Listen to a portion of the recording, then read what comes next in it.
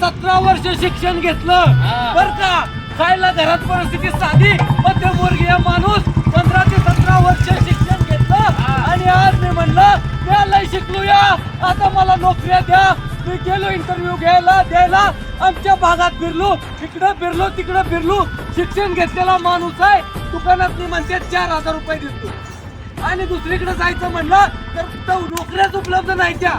आणि आम्हाला शिकून मग आमचा उपयोग काय आहे. आम्ही म्हणलं आता नोकरी करायची, शिक्षण झालं या, आपली शेती व्हायचं आहे ती सांभाळायची, नोकरी करायची, आई वडिलांवर राहायचं, आईची सेवा करायची, वडिलांची सेवा करायची, गावात राहून जगण्याचं स्वप्न पूर्ण करायचं. पण आज माय बावल्यानो शिक्षण घेऊन मी काय उपयोग नाही.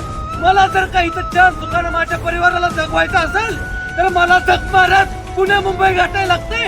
इथं आई घालायला 12 तास नोकऱ्या करायला लागते. त्या खरं ही एवढं राग आहे माझ्यासारख्या सुशिक्षितांचा. तुम्हाला सांगतो 12 तास मिळवणूक केल्यावर मी 15,000च्या वर नोकरी नाही आणि माझ्या भागात मी फक्त 10-12 हजार मागतोय. पण ती बी नोकरी या सत्ताधारी लोकांनी आमच्यासारख्या लोकांना, तरुणांना इथं निर्माण केली नाही. हेच का तुमचा विकास, हेच का तुमचं यश, सांगा आम्हाला.